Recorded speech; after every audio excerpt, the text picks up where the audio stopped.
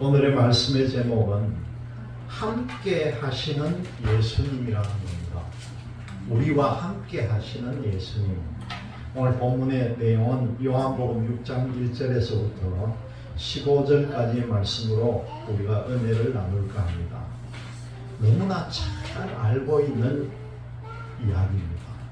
오병이어의 사건입니다. 오늘 말씀의 내용 주제가 뭡니까?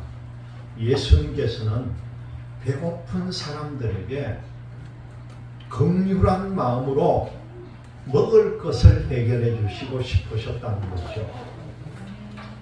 예수님은 아주 작은 음식으로도 모든 사람들이 배불리 먹게 하는 표적, 이적을 보여줬다는 겁니다. 이 표적을 경험한 사람들이 예수님은 구약에서 예언했던 그 선지자구나 그렇게 부르면서 예수님을 임금을 삼으려고 했는데 오늘 마지막 부분에 보니까 예수님께서는 모든 걸 거절하시고 조용하게 가셨다는 거죠. 오늘 말씀의 논지를 보면은 예수님께서는 사람들의 배고픔을 해결하는 이적을 보여주셨다는 겁니다. 제자들과 함께 하시는 예수님, 그리고 두 번째는 보니까 먹을 것을 제공하려는 예수님, 그리고 세 번째는 축사, 축복의 기도를 드리신 예수님, 그리고 네 번째로 보니까 선지자로 불렸던 예수님, 이렇게 네 단락으로 볼 수가 있다는 겁니다. 오늘 이 말씀의 내용에 조금 세밀하게 우리가 분석을 해보면요, 6장 1절 말씀을 보면은 그 후에 예수께서 디베랴의 갈릴리 바다 건너편으로 갔다. 디베랴 바다라는 말이 나옵니다. 이게 똑같이 갈릴리 바다예요. 디베랴 바다가 따로 있는 것이 아니라 디베랴라고 하는 이 지명 다 같은 갈릴리 바다지만은 이 디베랴라고 하는 곳은 헤롯 안디바가 기원후 26년에 그 로마 황제 이름이 디베리우스인데 디베리우스라는 이름을 따가지고 디베랴라는 도시를 만들었습니다. 그래서 그 세운 도시가 바닷가에 딱 붙어 있었는데 도시 이름을 따가지고 디베랴 바다다 그렇게 표현을 했다는 것이죠. 그리고 4절 말씀을 보면은요, 이제 6월절이 가까웠다 그런 말씀이 나옵니다. 아마 여기에서 나오는 6월절은 예수님께서 성전 청결, 성전을 더럽히면서 장사하던 사람을 내쫓은 일이 있습니다. 그 일이 있은 그 다음 해의 6월절이라는 거죠. 왜냐하면은 그 성전을 청소할 당시에 그때는 아직까지 세례 요한이 옥에 갇혀 있었지만은 마가복음에 따르면은 이 예수님의 오병이어로 5,000명을 먹이신 기적을 베푸실 때에는 세례 요한이 처형이 되고 없었다는 겁니다. 그래서 우리가 이 6월절은 아마 성전 청결하신 그 다음 해였을 거다 그렇게 말씀한다는 거죠. 그리고 5절 말씀에 보면은 이 빌립이라는 이름이 나옵니다. 모든 공관복음에는 그 군중들의 상태에 대해서 제자들이 예수님에게 보고드리는 사실이 기록이 되어 있습니다. 그런데 여기서는요, 다른 공관복음 기사를 보충하는 성격을 띠고 있는데 예수님께서 제자들 중에 하나인 이 빌립을 지금 시험해 보고 있다 그렇게 말씀이 나옵니다. 빌립의 대답이 어떤지 시험해 본다는 거죠. 그리고 6장 9절의 말씀을 보면은 그러나 그것이 이 많은 사람에게 얼마나 되겠사옵나이까 그런 하반절에 이 대답이 나옵니다. 이 안드레의 이 질문은요, 인간으로서 제공할 수 있는 것이 인간들의 요구에 비해서 너무나 보잘것없고 부족하다는 거죠. 그런 내용을 보여줍니다. 그리고 6장 11절의 말씀을 보면은 예수님께서 축사하신 후에 축사를 했다는 거죠. 요한은 비록 최후의 만찬에 대해 가지고 세밀하게 기록을 남기지 않았지만은 이 축사하신 후에라는 말씀을 보면은 이것도 하나의 성만찬을 연상을 시켜준다는 겁니다. 그래서 여기에 축사라고 하는 단어를 사용했다는 거죠. 하지만 여기서 요한이 강조하고 있는 것은 오직 아버지께 의지하면서 행동하고 계시는 예수님의 모습, 예수님의 태도를 보여주면서 기록을 했다는 거죠.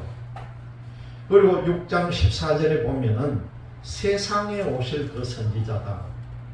여기 있던 군중들이 예수님께서 오병이어의 기적을 만들면서 배부르게 해주니까 이 사람은 구약 때부터 우리에게 약속해준 그 선지자가 이제 왔다. 그렇게 생각을 했다는 거죠. 그러면서 모세와 같은 선지자다. 그렇게 환호를 하고 있습니다. 마지막 15절의 말씀을 보면은 임금이라는 말이 나옵니다. 임금으로 삼으려는 줄 아시고 이 목자 없는 양과 같은 군중들은 로마의 억압으로부터 자기들을 구출해 줄 정치적인 메시아를 필요로 했다는 거죠. 그래서 이 예수님을 자기들이 임금 삼으려고 했다는 겁니다. 하나님인 줄 모르고 자기들 왕으로 세워가지고 평안을 누리려고 했다는 거죠. 그런데 마지막 부분에 뭐라고 하십니까? 혼자 산으로 떠나가시니라.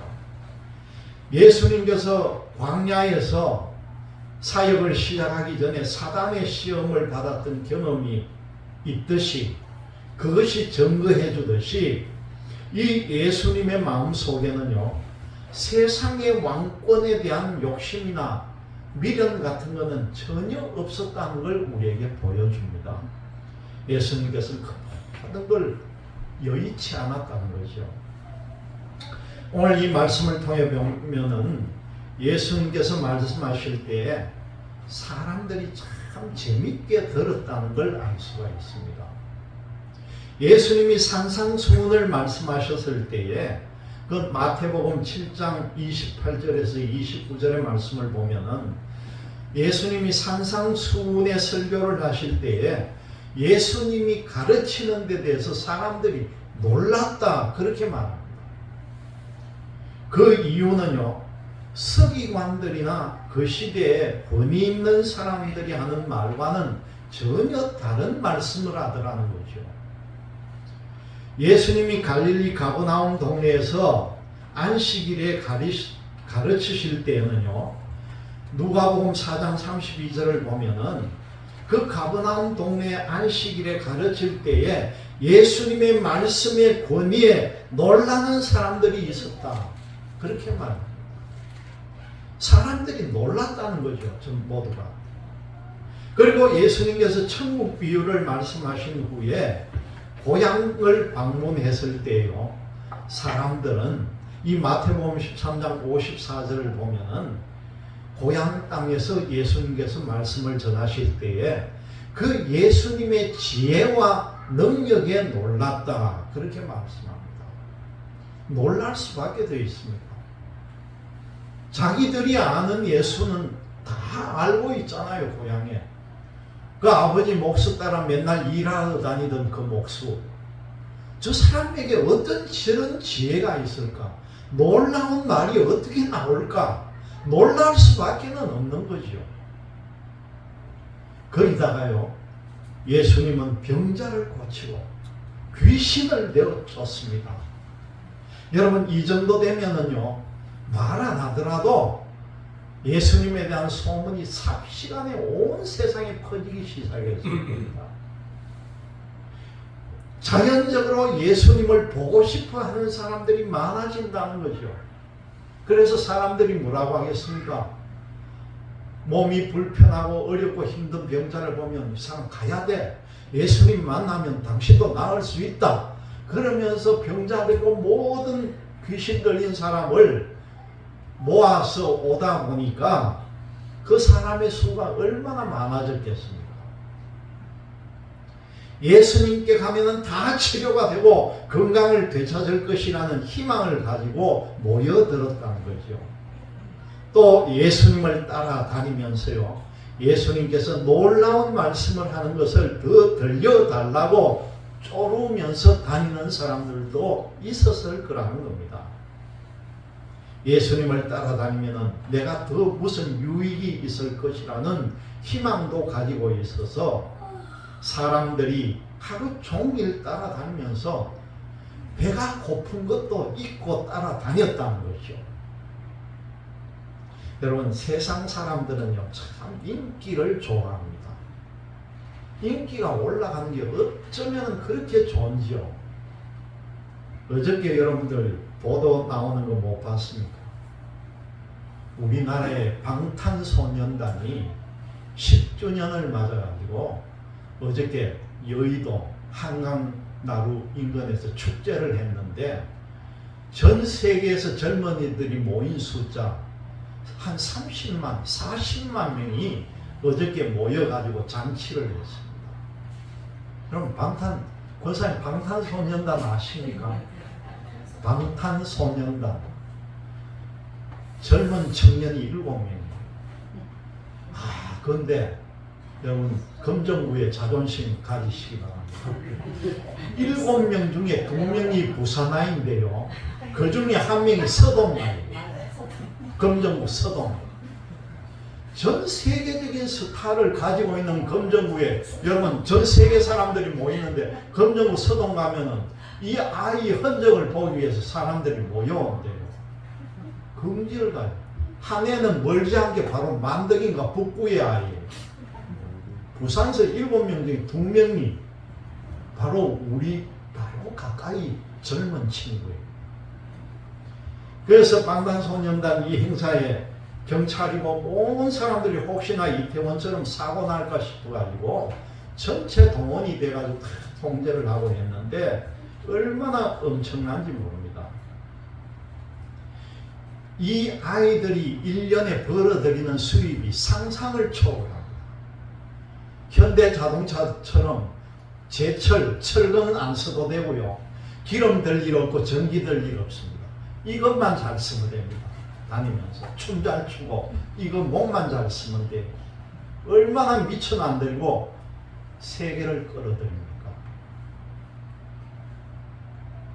우리나라 사람들이 참 이런 재능이요, 하나님이 얼마나 축복을 해주시는지 저는 지금도 생각할 때는 아직까지 하나님이 촛대를 안 움직였다 생각을 합니다. 그런데 우리 이 대한민국 백성들이 이 세상 무력에 취해가지고 흔들리면은 하나님께서 촛대를 옮길 날이 올까 겁이 난다는 거죠. 하나님이 복을 내려주시는데 이 애체능의 축복을 엄청나게 주시는 거예요. 요 얼마 전에 보니까 한해종에 다니는 우리 젊은 청년이 전 세계에 나가서 노래 부르는데 1등을 했어요. 성악가. 그걸 보고 우리가 얼마나 뜨거운지 모릅니다. 작년에는요, 노래하면서 1등을 한 게 아니라 첼로를 해서 우리나라 여자아이가 또 1등을 했어요. 그 전 세계에 똑똑하고 잘하는 애들이 다 모인 가운데서 하나님께서는 기도하는 대한민국에 그런 인재들을 다 주셨다는 걸 여러분들이 알아야 합니다. 인기가 그래서 중요한 거예요. 인기가 많으면 그만큼 돈도 많이 벌고요, 명예도 올라가고 남들보다 더 좋은 것을 많이 가질 수가 있다는 사실입니다. 그래서 그 인기를 얻기 위해서 정말 죽기 살기로 노력하는 사람이 얼마나 많은지 모릅니다. 오늘 말씀을 통해 보면 제자들과 함께 하시는 예수님입니다. 예수님은 세상 사람들의 성향과는 완전히 달랐다는 거죠. 세상 사람들은 인기를 추구하지만은요, 예수님께서는 인기하고는 전혀 관계가 없었다는 겁니다. 예수님은 오직 하나님의 말씀을 전했고 하나님의 뜻만 행할 뿐이었다는 사실입니다. 예수님이 하나님의 뜻을 행함으로 사람들이 실망하고 떠날 수도 있습니다. 그러나 예수님께서는 전혀 개의치 않았다는 것입니다. 예수님은 당신을 세상에 보내신 아버지께서 시키는 대로 사람들에게 생명을 주는 일을 하실 뿐이었다는 거죠. 예수님께서 인기를 추구하지 않아도 사람들이 예수님을 좋아하고 따르는 경우도 있다는 것입니다. 여러분, 오늘 본문에 보면은 예수님께서 디베랴 갈릴리 바다 건너편으로 가시는데 큰 무리가 예수님을 따랐다는 겁니다. 그 이유가 뭡니까? 예수님이 병자들에게 행하는 표적, 이적을 보았다는 거죠. 하지만 예수님은 그 많은 사람들을 한 번에 가르치는 것보다는요, 제자들 몇 명에게 가르치는 것을 선택을 합니다. 예수님이 제자들과 함께 산에 올라가 앉으셨습니다.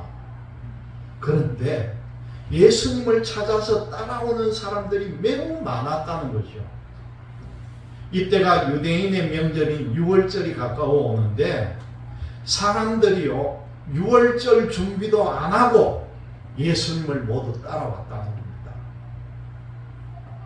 유월절 준비보다는 예수님 찾는 것이 더 급했고 우선이라고 생각했습니다. 이 유월절은 내년에 또 유월절 지내면 되지, 당장 급한 건 예수님을 만나야 돼, 그런 마음으로 모이는 거죠. 예수님 곁에 수많은 사람들이 있지만은 예수님은요, 제자들과 함께 있고 싶었다는 거죠. 두 번째 보니까 먹을 것을 제공하려는 예수님이라는 겁니다. 예수님께서 제자들에게 특별한 말씀을 하십니다. 군중들이 함께 듣는 것보다는 제자들만 따로 듣는 것이 더 나을 수도 있다는 겁니다. 사람이 많은 곳에서 소란스럽게 말하면은 그 말의 내용이 잘 전달이 안 될 수도 있는 거죠. 어떤 때는 오해도 하고 뒤에서 수군대는 사람도 있습니다. 예수님께서 정치적 목적을 갖고 오신 것도 아니기 때문에 군중 앞에서 말하시는 것만 고집하지 않으셨다는 겁니다. 예수님이 여러 사람들 앞에서 말씀하기도 했지만요, 제자들에게 특별한 가르침을 주십니다. 제자들이 예수님의 말씀을 알아듣고 예수님의 사역을 이제 계승해야 하기 때문이라는 거죠. 예수님이 원하든 원하지 않든 사람들이요, 예수님을 따라왔습니다. 마침 때가 되어서 사람들에게 먹을 것이 필요했다는 거죠.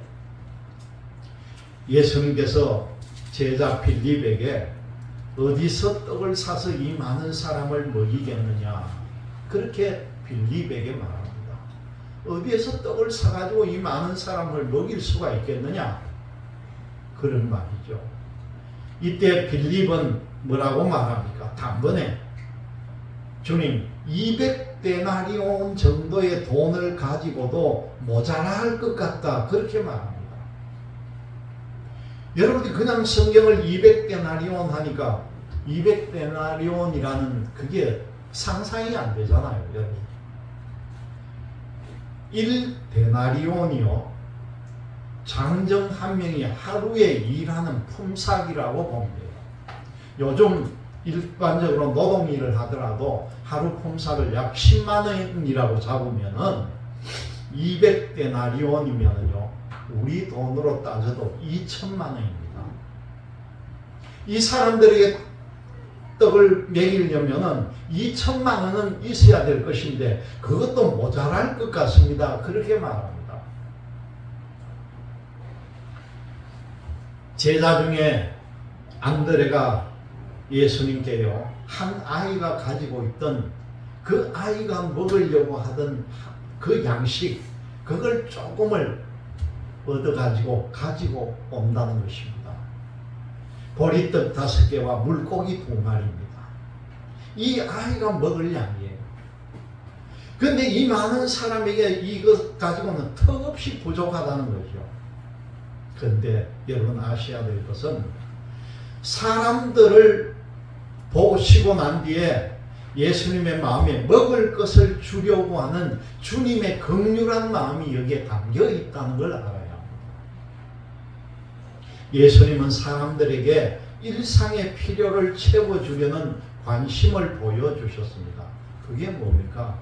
바로 주님의 긍휼한 마음이라는 거죠. 이렇게 사역에는 긍휼의 마음이 필요하다는 사실입니다. 세 번째로 보니까 축복의 기도를 드리신 예수님이라는 겁니다. 예수님께서 그 안드레가 아이로부터 가지고 온 보리떡 5개와 물고기 2마리를 받아 드셨습니다. 예수님이 제자들에게 사람들을 앉게 하라 그렇게 시킵니다.